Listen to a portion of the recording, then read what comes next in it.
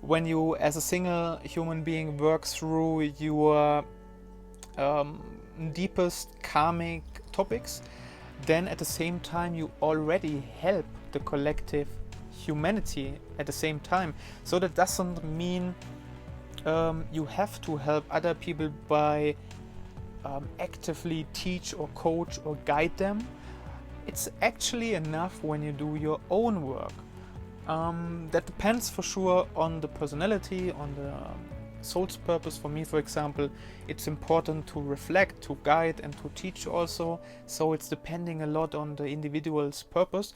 However, for most people, definitely it's that, that it's enough to just do what you do all the time and really deeply have the inner work going onward and really be responsible for your individual things, and also know that this is also the collective fears and topics, karmic topics that you work on at the same time. How awesome is that? Transmuting the past. This is the theme today in this video of the 47 Chinky. So if you are interested to know how to transmute your past into love, into passion, into peace, from all of this hard karma, DNAs, all of this stuff that is kind of keeping you down of your true potential, then this video is definitely exactly the right one for you to contemplate. So this Chinky is the shadow of oppression, the gift of transmutation, and the city of transfiguration. This one is really a heavy one. The psychology is the neocortex, which is a part of the brain, the newest part kinda we human beings have in our evolution in the brain. And the programming partner of this one is the 22nd Chinky, which is dishonor, graciousness, and grace at the city level. And the codon ring is alchemy, like we had also the last 2 weeks. The last 2 weeks were like the 64, and before that we had the 40 Chinky. Next week is the 6th Chinky, which is also in this codon ring. So they go all after each other. And it's a very alchemical transmutation codon ring, as you can see, which combines a lot of heavy DNA topics that it's important to know when we want to upgrade and to change our DNA into something more that is related to the time we live in now, because we have a lot of chunk, a lot of DNA, a lot of these limiting beliefs about the world, about us, that are just not helping us anymore today in the society. And so this is all what also this Chinky, the 47, is about, to release this oppression. And that is the shadow, oppression, the magic mirror. I read always from the book, as you probably already know. If not, now you know. So I read from the book and also give my own opinions and experiences I have combined, and the limiting beliefs, how I combine them together with the Chinkys. So the 47 shadow is the storehouse of human karma. What we term as karma really refers to memory, but not memory as we commonly understand the term. The memory of the 47 shadow is genetic memory, carried in our blood. However, this is not readable memory that can be deciphered through logical sequencing. In genetics, the 47 shadow refers to what is called non-coding DNA. Non-coding DNA is also what a lot of times is chunk DNA as referred. And we have over 98% chunk DNA, where the science and scientists have no idea what this is, where this comes from. And so here it's also written that this has to do with our ancestors, or with our ancestral line, and with all that is hidden in the field, that is also hidden within us, and that has and can be transmuted to something more pure and loving, and that's what this Chinky all is about. So the hidden reason and function of this DNA is revealed in its entirety through this Chinky. So the fact is that every human being carries the entire evolutionary memory of humanity within their body.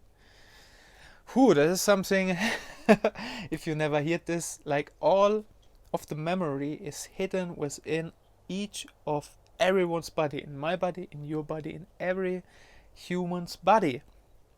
So this also means that we are unconsciously driven by this memory, what we know. So when a person finds a way to access their deep unconscious, they are really accessing the collective unconscious. If they are not mentally and spiritually prepared for this event, they will very likely become deeply disturbed or delusional. I can talk about my experience when I first did collective work. It was 3.5-4 years ago, when I actually had my first major awakening experience. There's also a video about this. I will put this somewhere there at the top. This should be also out when this video come out, or I hope. It's maybe not coming out yet, but I will put it there when it's out. So that when I had these experiences, I had also opened my consciousness, my awareness to the spheres of the collective. I did not know that at the time, and it can be really hard actually, because you have no idea what's going on. It can be very disturbing in a way. I still sometimes have bad sleep because I still work on some topics. So it's really interesting, because in this process of awakening and major awakenings, there are just so many things that we don't know how to place them. And when we work with this collective energies, that means we have a lot of responsibilities. Our body is kind of used as the trash bin to some extent, if we are not able to realize what kind of topics we engage with and what we have active with. And so yeah, that's why we have to really take the responsibility for our own individual suffer, which is at the same time the collective suffer also. Which also means when you, as one single human being, when you are able to work through a lot. Oh, now I got out my Kindle. That was a distraction, I guess. When you, as a single human being, work through your deepest karmic topics, then at the same time you already help the collective humanity at the same time. So that doesn't mean you have to help other people by actively teach or coach or guide them. It's actually enough when you do your own work. That depends for sure on the personality, on the soul's purpose. For me, for example, it's important to reflect, to guide, and to teach also. So it's depending a lot on the individual's purpose. However, for most people, definitely it's that it's enough to just do what you do all the time and really deeply have the inner work going onward, and really be responsible for your individual things, and also know that this is also the collective fears and topics, karmic topics, that you work on at the same time. How awesome is that? So the 47th shadow is an access portal through which these deep fears flow into our waking consciousness. This is why the ancient Chinese named this hexagram oppression, because such fears become major burdens in our lives if we do not face them directly. Kind of what I told before. In another way, we have to deal with them, we have to reflect them, we cannot just look away and say like, oh, there is no fears, there is nothing actually, and maybe it's even all the others, or like I just keep it in myself, like projecting or keeping inside and hide it. So we have to deal with it. Very few people willingly confront their shadow archetypes in life. They do not want to stare down the barrel of the 47 shadow, because the deeper they look, the deeper the rabbit hole seems to go. Very important, it seems to go deeper. Thus, they simply live in denial or reaction to these unconscious fear patterns, not realizing that their outer lives are a direct reflection of this repression. To really look deeply into your fears is the undergoing of major transmutation, one which eventually becomes cosmic and even mythic at the Siddhic level, as we shall see. But transmutations are not a comfortable business for people at the shadow level of consciousness, because to go through such an alchemical process, you have to let go of all definitions of who you are and what you are. What we humans don't realize is that the grail we seek is hidden beneath our fear. The very thing that terrifies you the most is your route to a higher evolution. Very profound, very important. The best is to go read the book yourself at that part millions of times to really from a cell structure level understand it, or to skip a bit back and watch it again, because this is so important that we have to deal with it, and we have to stop believing our limiting beliefs that we should not deal with our fears. Definitely not. Because that just is not bringing us anywhere. And I know that I don't want to comment it like that. It might be a bit, actually that might have been a bit not so nice. In general, I know like a lot of people just they like it was like the normal other things, like from one to another day we say, okay, I look at the fears tomorrow, and then it's a week, a year, and then 20 years are over, and we kind of have this procrastination for our fears, which we have also for so many other topics. So yeah, I know from experiences. So we really have to look in the fears, and then we also have to take the times to pause and to rest. We cannot work like that every day and every week. We have to find a good balance for that. Religions such as Catholicism found a way to relieving the oppression through the process of confession. Still, confession simply lays the responsibility of your shadows onto an outer manifestation, rather than assuming responsibility for your own deep inner process. Thus, the very urge of life to transmute itself is efficiently suppressed. One way how our limiting beliefs convince us that we should not look into the fears is the confession from religion. There are many kind of like this kind of beliefs we believe in, and we say like, better not look what's there, maybe it will hurt me, it will hurt others, and there's so many thoughts programming and mental things come up that tell you, better not look at that.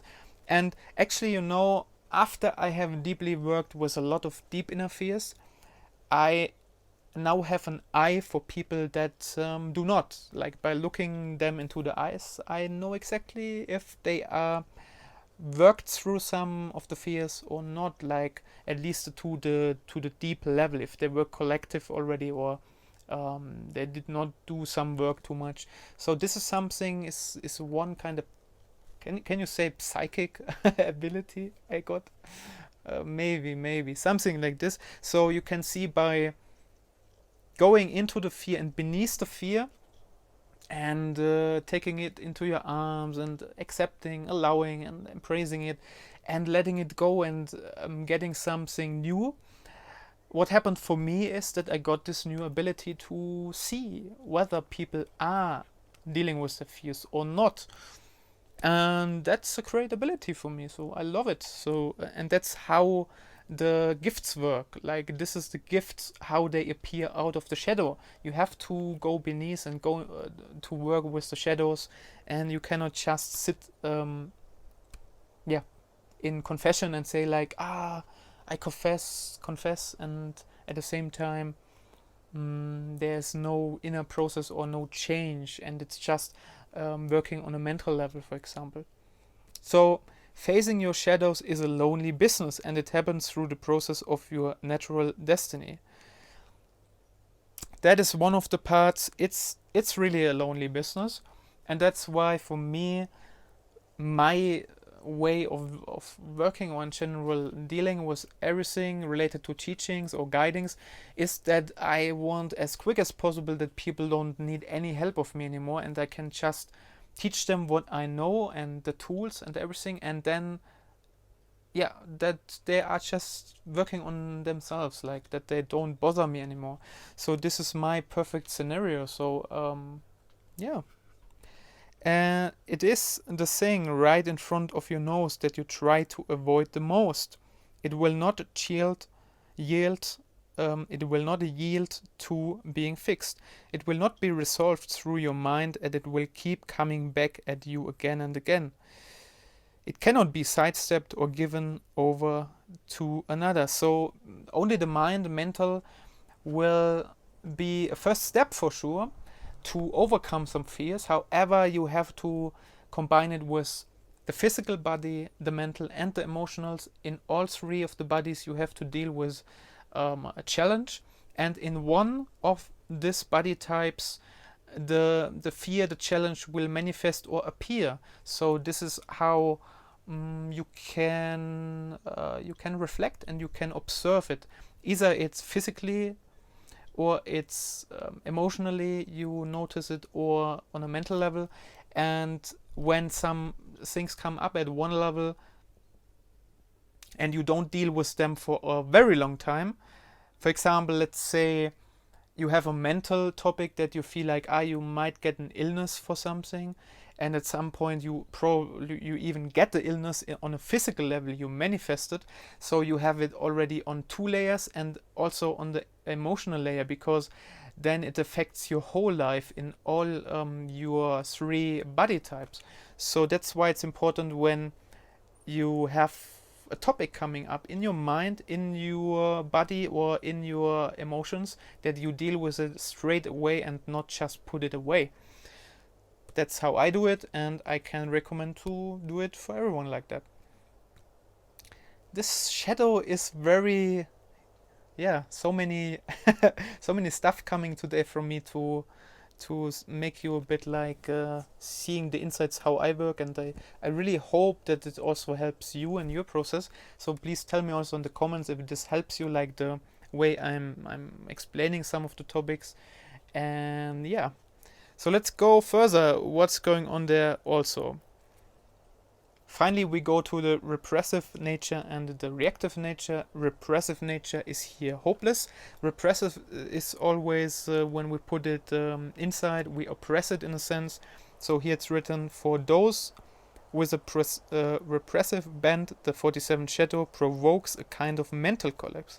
This is the inner oppression in which the mind is utterly overwhelmed with one's life. Because the pattern of oppression shows no signs of being broken, these people simply give up on life at a certain point. They bow to the oppression and accept it as normal. That is the psychosis we live in, that we accept something as normal that is deeply psychotic. Reactive nature, dogmatic. This is the one we project out more to another. So those with a reactive temperament externalize their oppression by projecting it onto others. These people use their minds to control their environment, becoming very dogmatic in their viewpoint. Because of the undercurrent of fear in such people, they try hard to solidify their mental patterns in order to give them the illusion of security. That's how our minds work sometimes when we are in this shadow. Let's go to the nice parts. Finally, congratulations when you're still watching. I checked a little bit the watch time. There are like quite a lot of people actually watching all the videos, which is very nice. And it's so important to not just watch a little bit and the shadow. It's so important to see the whole aspect of the Trinity of the shadow, gift, and Siddhi. And now we go to the gift. So congratulations that you are here watching still. And now we come to the important parts, how also more and more this transmutation works. It's the royal art. What genetics know is that all life evolves through the process known as mutation, a random organic process in which mistakes are made when long strands of genes are copied. Until particle physics came into being, the word transmutation was associated entirely with the ancient science of alchemy. Transmutation involves the complete changing of one element into another, which involves a radioactive process at an atomic level. One might therefore say that mutation is a process of gradual change that may or may not result in transformation. So it's like making this gold out of like nothing in a way, or transmuting your suffering into something shining in love, in love or gold. So this is the force of transmutation, and it wants you to surpass yourself. If you let, that is an important one actually. This is the force of transmutation, and it wants you to surpass yourself. So the transmutation itself wants that you surpass yourself. If you let go into your fear of dying, that greatest fear, you will discover the gift of transmutation. So when you let go of this very deep fear of the possibility of physical death, and that also in a way you convince yourself that you will just vanish overall and you will not exist and nothing will be there anymore, that is one of the biggest fears, and transmuting that will release a lot. So human beings are in fact a rolling wave of consciousness with no fixed identity. We are programmed to continually hit the shores of our limitations and dissolve into something else. For the majority of human beings, save in the illusion of separateness, and this is the greatest terror of all, that we are not so individual and a lot more collective than what we believe we are. Alchemy, the royal art, is the natural destiny of human beings who live their life totally, embracing everything and holding nothing back. It is the art of living dangerously. This does not mean that you necessarily take outer risks. The danger is to the illusion that there is anything fixed about you. The true human is indefinable because he or she is constantly surpassing all definitions. Alchemy is life. Transmutation is what drives human beings to keep going beyond their wildest dreams. To be in the process of transmutation is to be truly alive. Yeah, nothing so much to say. Let's check what's else here important. The moment one fear has been embraced, another reveals itself, and your life moves you to confront the new fear. We each have to take the lid of our Pandora's box. In doing so, we will discover the layers of oppression that lies within us. So yeah, it's like the onion that we have to get rid of each layer until we hit the core. As these layers are dissolved one by one, you discard one by one the illusion that you think are protecting you from dissolving yourself. Through this ongoing process of transmutation, you gradually sift through the junk DNA. In doing so, what is going on today? That is a heavy transmission. I can feel it. Let me take a sip of water before continuing. No cutting today. Natural pause, which is very good, and one of the main teachings also of Jing Ti to just take a pause, so important. So through this ongoing process of transmutation, you gradually sift through the chunk DNA, and in doing so, you begin to see your life on a much wider level of reality. The only way to read these codes is to live them. As you do, they unwind and reveal their true purpose, to return you to the very source of consciousness from which you came. How beautiful, right? Transfiguration, the city. Finally, we come to the city, which is the true meaning of the crucifixion, and it has also to do with Jesus, the story of his crucifixion. And so let's go into this very transformational city state. Transmutation never really ends. It simply outgrows its casing, and this is what occurs through the 47 city of transfiguration. This word transfiguration is almost entirely associated with Christ's ascension and resurrection. It refers to his shining countenance when he reappears after his crucifixion. The life of Jesus Christ is in fact the perfect mythic enactment of all the stages of alchemical transmutation, ending in this state of transfiguration. So, Christ's life symbolically represents the life of every human when they hold back nothing and then embrace everything. So, hold back nothing, hold back to nothing in the collective, in the karmic, and transcend and transmute so much of the DNA and the chunk DNA and all of this, that he finally is transfigurated in a way. And there's also like this why Jesus Christ is actually why he looks so suffering, like he's supposed to be a god, but actually he is like suffering on having the nails and the head stuff and suffering so much.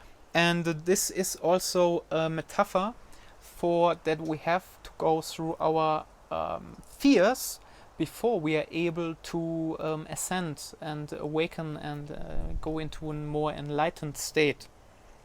The force of transmutation stripes you emotionally and mentally to such an extent that it eventually reaches down into the physical matter of your body. The power of the mist then takes over and the very cells of your body begin to transmute into pure light frequencies from which they are made. The elements that make up your body were made in stars, and you turn back into a star in your own mini supernova. This is the final state described by the alchemists, the unio mystica, or sacred marriage, in which all your constituent elements dissolve back into one another, and out of your base matter symbolic gold is formed. You probably noticed that there's a bit windy. There should be some noise from that awesome pine cone trees. And it's always funny. There was no wind, there was very quiet, and now we come to the Siddhi, and somehow always when I talk about this very mystical and we think like, oh, is this really true, and how is this, and then somehow magically there comes some wind, and I think like, okay, this might be some sign, who knows.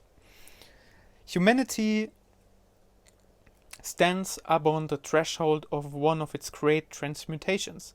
As a species, we are moving through the symbolic time of our crucifixion, and crucifixion precedes transfiguration. Our Our crucifixion means everything that is old must leave the world, as a new light emerges. What must be sacrificed in the coming centuries is our modern world with most of its trappings. As with all transmutations, it is time of great uncertainty, great fear, and great excitement. Isn't that excitement that there will be a lot of fear? Probably not to most people. I know I'm crazy. Everyone can call me crazy. I don't care actually. It's just when you work deeply with fear topics, you can only find it funny at some point. It's just like that. Divine grace can only touch those who work through the 47th Siddhi because oh my god. Divine grace can only touch those who work through the 47th Siddhi because these individuals have to take on the collective karma of the whole humanity. How exciting. This is the final great transmutation enacted through the Crucifixion. The Crucifixion represents the individual's descent into hell, the underworld of the collective, unconscious and complete submersion in the essential pain of suffering of all beings. That is exciting, right? To do this exciting work. It is to face the collective fear of humanity that lies within the heart of every human's DNA. Oh, I hope you can still watch this. I just have to. We just have to take it somehow with lightness and a bit playful. And I hope this transmission was a bit lightening up for you in this hard transmission. You could probably even see me going through like this stages sometimes of I'm like, oh my god, what I'm even reading there, it's so heavy, and then like at the end it's like somehow it's feeling light and it's funny and it's So thanks a lot for watching this transmission to this end. This means a lot to me. It also should mean a lot to you because it means that you commit yourself to your inner fears and that you look at them. Thumbs up when you like the video, subscribe to the channel if you have not yet, and leave comments below. And see you in the next transmission. You're Dominic. Bye bye.